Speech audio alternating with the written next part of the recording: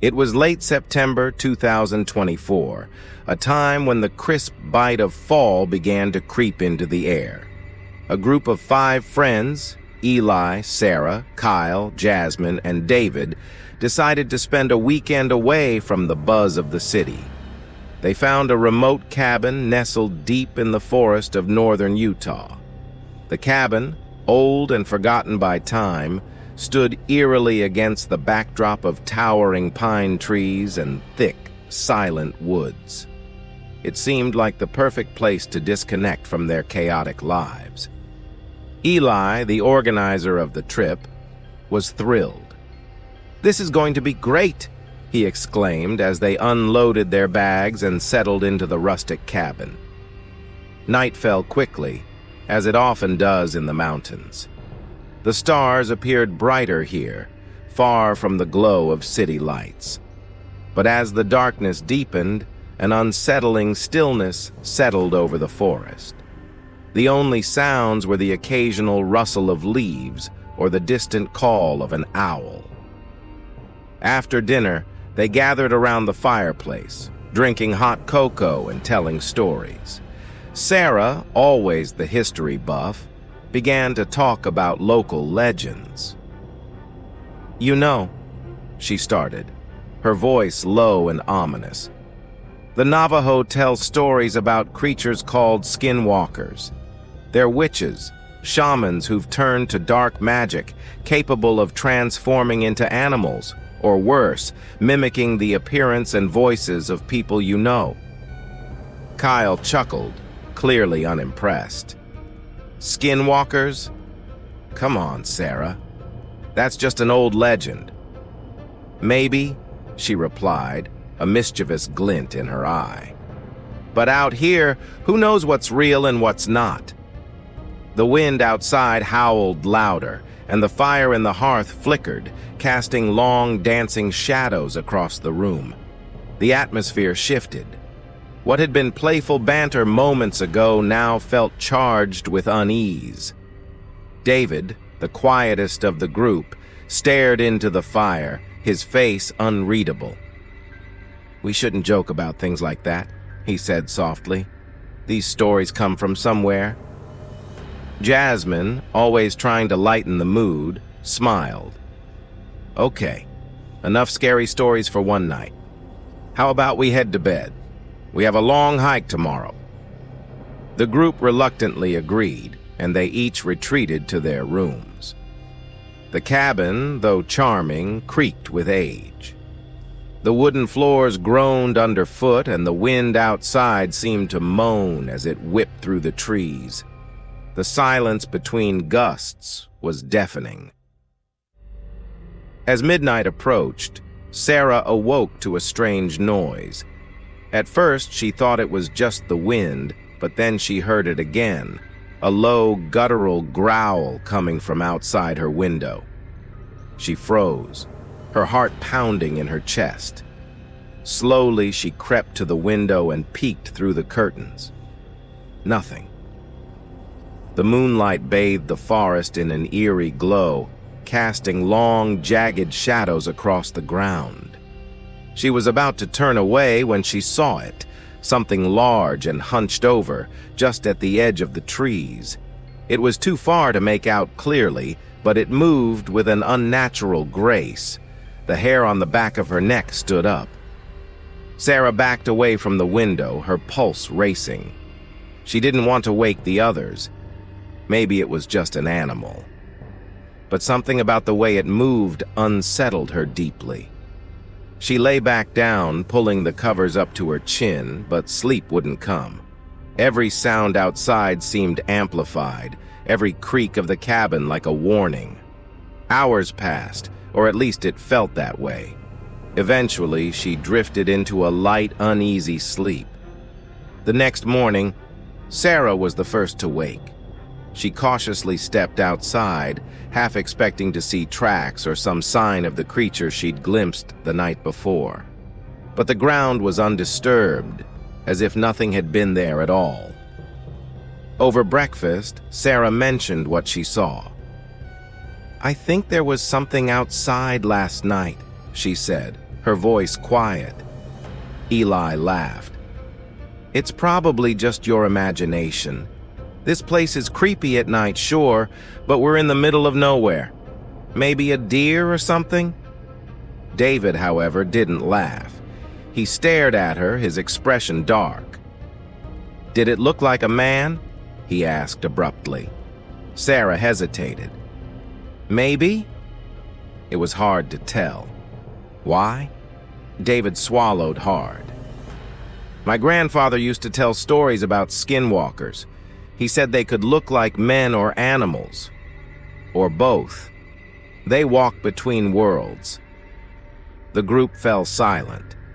Eli, trying to brush it off, changed the subject. "All right, let's head out for that hike. It'll be good to get some fresh air."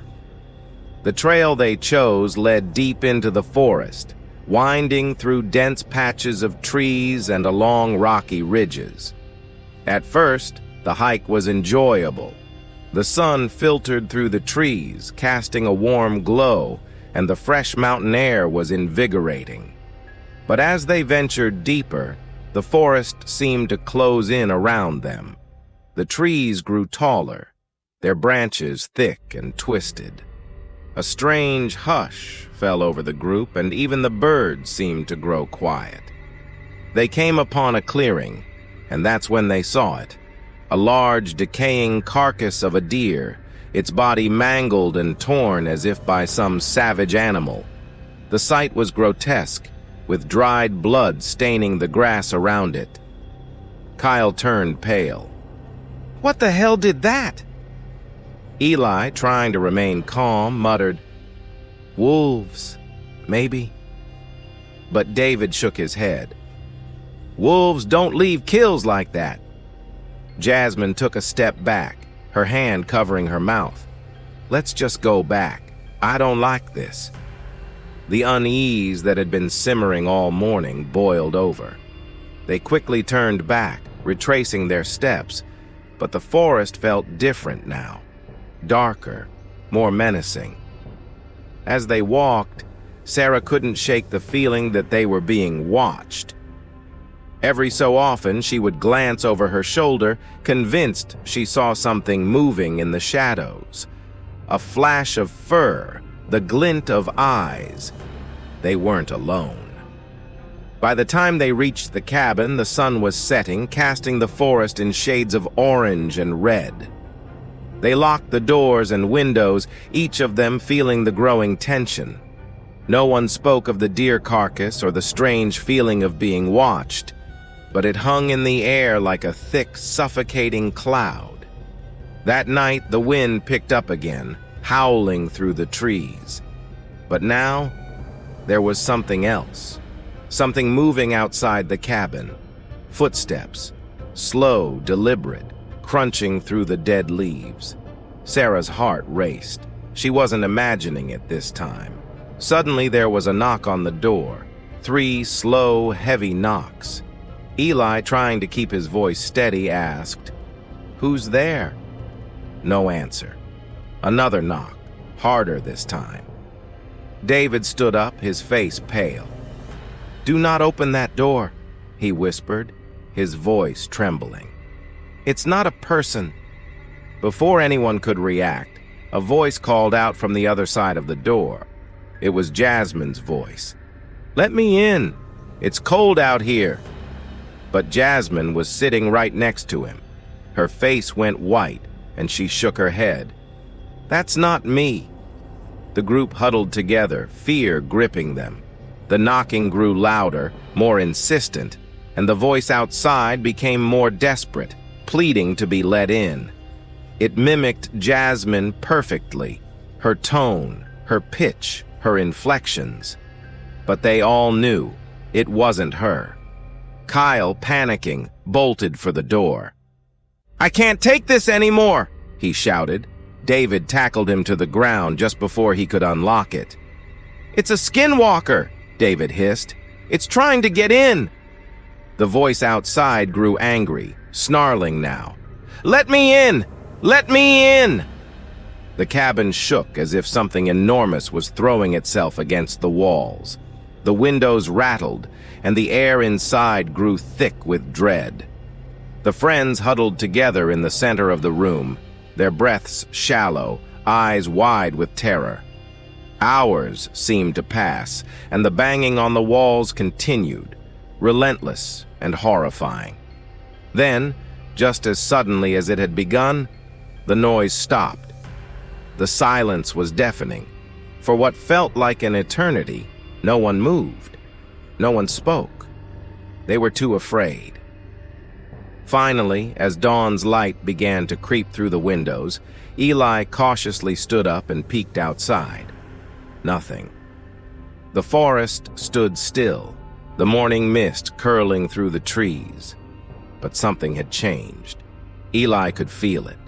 Something had watched them all night, something ancient, malevolent, and patient.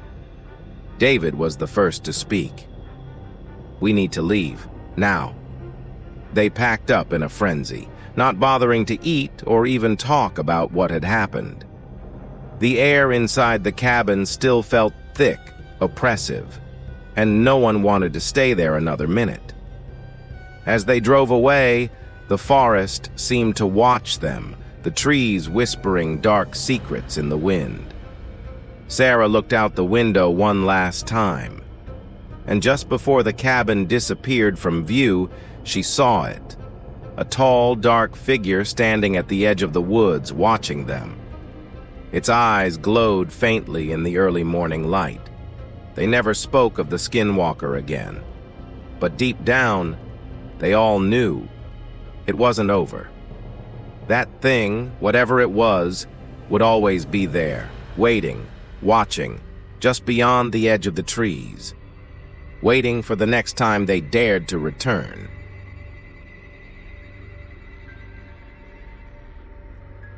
The return. The cabin stood abandoned for months after that fateful night. The group of friends, forever changed by their experience, tried to return to their normal lives. But something lingered in their minds, an uneasy feeling that followed them like a shadow. Winter came and went, and spring began to melt the last of the snow. The forest outside the cabin was starting to come alive again with the new growth of green. Despite their lingering fears, the friends decided to return to the cabin. They told themselves they were simply reclaiming their courage, but each of them knew the truth. They were trying to face their fears head-on. Eli drove the group back, their nerves frayed and their excitement forced. The once charming cabin now looked even more decrepit, with broken windows and a sagging roof. It seemed as though it had been abandoned far longer than just a few months. The woods around it were dense and dark, the trees standing like silent sentinels. "We should get this over with," Eli said, trying to sound confident as he unlocked the door and pushed it open. The hinges groaned, and the air inside was thick with dust and mildew. They stepped into the dim interior, their footsteps echoing in the emptiness. The group spread out to clean up the cabin, their movements mechanical. As they worked, the atmosphere grew tense. Every creak of the old wood seemed louder, more ominous. Shadows danced in the corners of their vision, and the air was heavy with an unspoken dread. By nightfall, they were exhausted. The cabin was somewhat restored, but the sense of unease never fully left them. They gathered around the fireplace, trying to rekindle the warmth and camaraderie of their previous trip, but the cracks and pops of the fire seemed to mock their efforts. As darkness fell, the wind outside began to pick up, howling through the trees with an eerie, mournful sound. The friends tried to ignore it, focusing on their conversation and games, but the oppressive atmosphere pressed down on them. Jasmine, trying to lighten the mood, suggested they play a game to distract themselves. "How about we tell ghost stories?" she proposed. Her voice was tentative, as if she, too, was trying to avoid thinking about the fear that had settled over them. They agreed, albeit hesitantly, and began to recount various tales. The stories grew darker and more disturbing as the night wore on, each one feeding the unease that had settled in the cabin. Despite their attempts to stay upbeat, the fear crept back in. Around midnight, Sarah heard a faint scratching sound coming from outside. She dismissed it at first, attributing it to the wind or perhaps a small animal. But then she heard it again, louder and more persistent. It was coming from the back of the cabin. Her heart pounded as she glanced around the room, noticing that the others were too engrossed in their stories to notice. She slipped out of her chair and quietly approached the back door.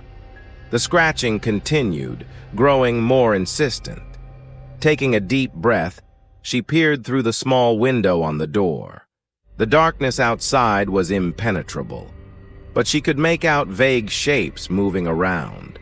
The shadows seemed to shift and writhe, and the scratching became more frantic. Suddenly, the scratching stopped. An eerie silence enveloped the cabin. Sarah stood there, frozen, her breath fogging up the glass. She turned back to the room, her face pale, but found the others still engrossed in their tales. Deciding not to alarm them, she went back to her seat and tried to focus on the conversation. But the scratching sound lingered in her mind, growing more insistent as the hours passed. She felt as if they were being watched, as if something was waiting just outside the door. The friends eventually went to bed, each of them uneasy but too exhausted to fully acknowledge their fear. Sarah couldn't sleep. She lay in bed, her mind racing. The scratching outside was still in her thoughts, and she couldn't shake the feeling that something was very wrong. Around 3 a.m., she heard a sound that made her blood run cold. It was a soft, almost indistinguishable whispering coming from just outside her window. She crept out of bed and moved to the window, careful not to make a sound. The moonlight cast long, ghostly shadows across the ground. Sarah's heart raced as she saw it, an emaciated figure standing just beyond the tree line. It was hunched over, its limbs elongated and twisted.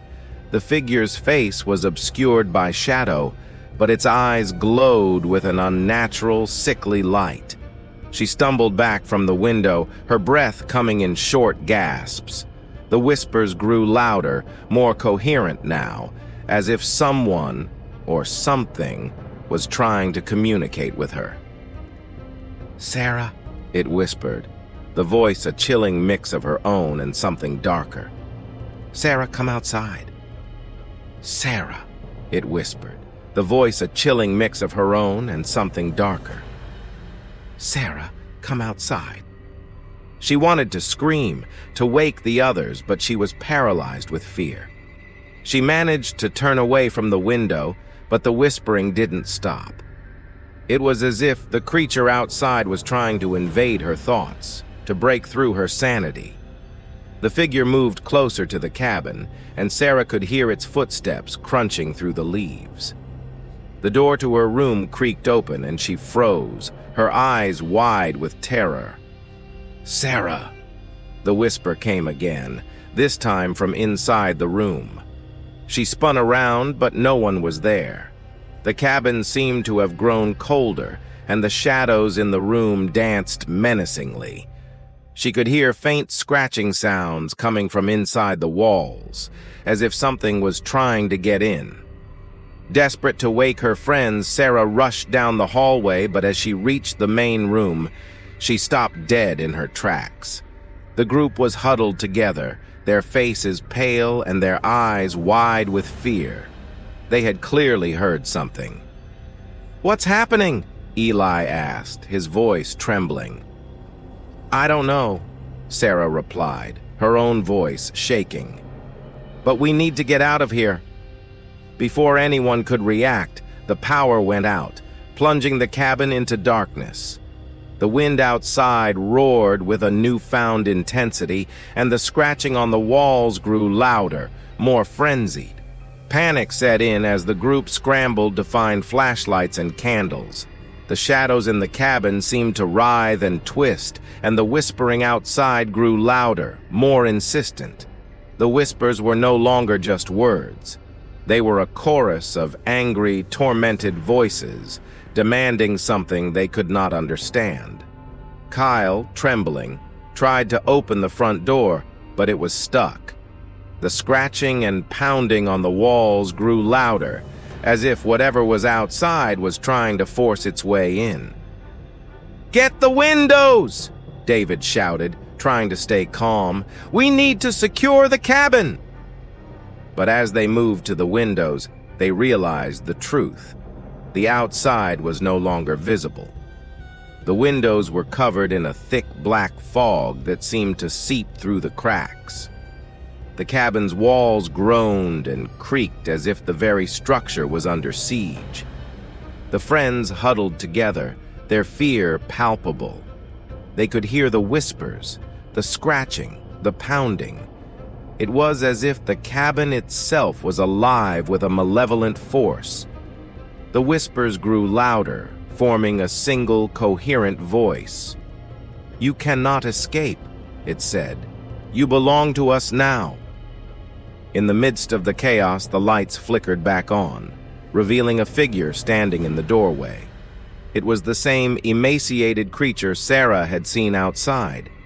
Its eyes glowed with that same sickly light, and its mouth was twisted into a grotesque smile. The friends froze, their terror freezing them in place. The figure moved forward, its movements jerky and unnatural, its limbs stretching and contorting as it approached them. "Run!" Eli shouted, breaking the paralysis that had gripped them. They bolted for the back door, pushing through the dense fog that obscured their vision. The cabin's door flew open, and they stumbled out into the night. The forest was a tangled maze of darkness, but they ran, driven by sheer fear. As they fled, they could hear the creature's laughter echoing behind them, a chilling sound that seemed to follow them through the trees. The forest seemed to close in around them, branches clawing at their clothes and faces. Finally, they emerged from the woods, gasping for breath, their hearts pounding. They didn't stop running until they reached the safety of their car, parked on the edge of the forest. As they sped away, the cabin receded into the distance, its dark silhouette barely visible through the trees. The whispers and scratching had faded, but the sense of dread lingered. The friends never spoke of that night again. They left the cabin behind, its secrets buried in the darkness of the forest. But they knew one thing for certain. The Skinwalker was still out there, waiting, lurking, and the darkness of the forest would always hold its secrets. And as they drove away, the whispers followed them, carried on the wind, a haunting reminder that some fears are never truly left behind.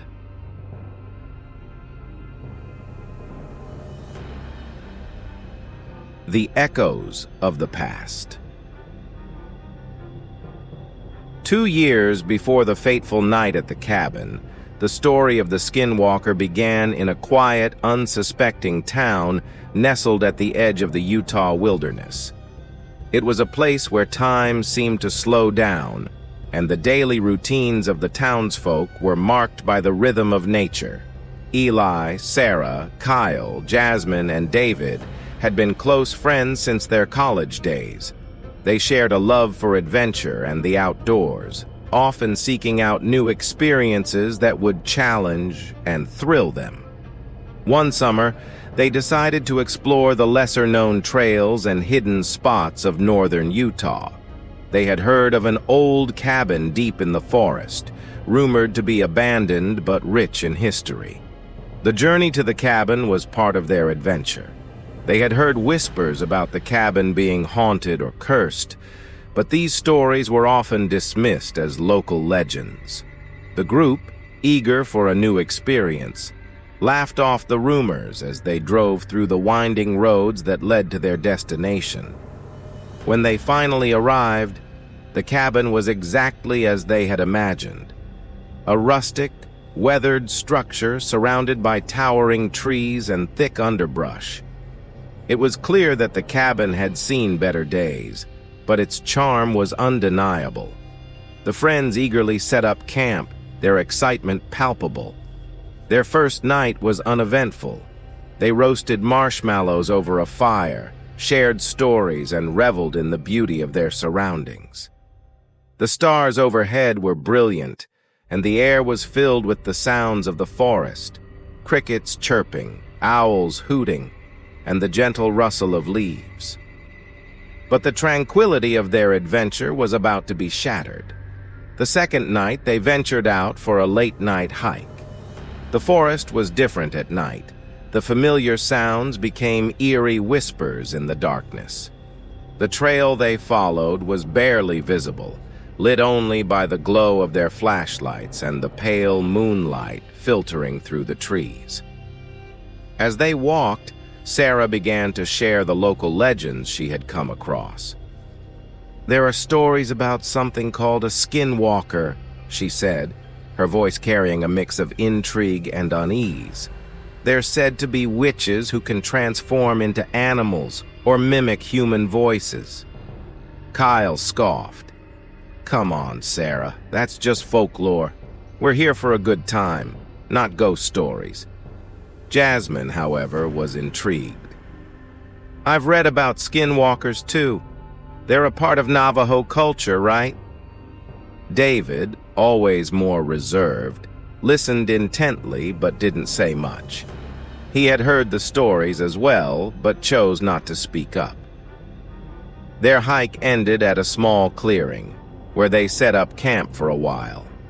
The atmosphere was heavy, and the conversations grew quieter as the night deepened. The forest seemed to press in around them, and the once comforting sounds of nature took on a more ominous tone. As they prepared to leave, they noticed something strange.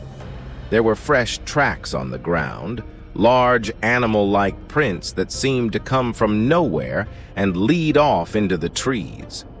The tracks were unlike anything they had seen before, and their size made them uncomfortable. Eli, trying to lighten the mood, joked about the tracks being the work of a forest giant. The others laughed, but the unease remained. They quickly packed up and headed back to the cabin, eager to escape the unsettling feeling that had settled over them. That night, as they slept, the cabin seemed to come alive with strange noises. The wind howled through the trees, and the old wooden structure creaked and groaned. Sarah, unable to sleep, heard faint scratching sounds on the walls and at the windows. She tried to dismiss it as the wind or an animal, but the sounds persisted. In the dead of night, she heard something that made her blood run cold. A soft, eerie whispering coming from outside. The voice was indistinguishable, but it carried an undertone of malevolence. Sarah tried to wake the others, but her attempts were met with groggy protests. In the morning, she shared her experience with the group. They dismissed it as a bad dream or the result of an overactive imagination. They decided to investigate the area around the cabin, hoping to find a logical explanation for the disturbances. As they explored the forest, they stumbled upon a small abandoned campfire site. There were remnants of old, tattered clothing and a few strange symbols etched into the ground. The symbols were unfamiliar, but they had an unsettling quality to them. Sarah was the only one who seemed deeply disturbed by the discovery. "These symbols, they look like something from the stories," she said, her voice trembling. "Maybe they're connected to the Skinwalker legends." The others tried to reassure her, but the sense of unease grew stronger. They packed up and decided to cut their trip short. eager to leave the unsettling atmosphere behind. Back in town, they shared their experiences with locals, hoping to make sense of what had happened. The townsfolk were sympathetic but dismissive, attributing the strange occurrences to natural phenomena or local folklore. They spoke of the cabin's history, a place that had once been a home for a reclusive family who had vanished mysteriously years ago. The friends returned to their everyday lives, but the memory of that trip lingered. They couldn't shake the feeling that something had followed them from the forest, a lingering sense of dread that accompanied them long after they left the cabin. As time passed, they managed to put the experience behind them, but the memory remained. It wasn't until 2 years later that they would find themselves back at the cabin, facing the terrifying reality of the Skinwalker and the true nature of the forest's darkness. The echoes of their past would come rushing back, forcing them to confront their deepest fears and the sinister forces that lay hidden in the depths of the wilderness.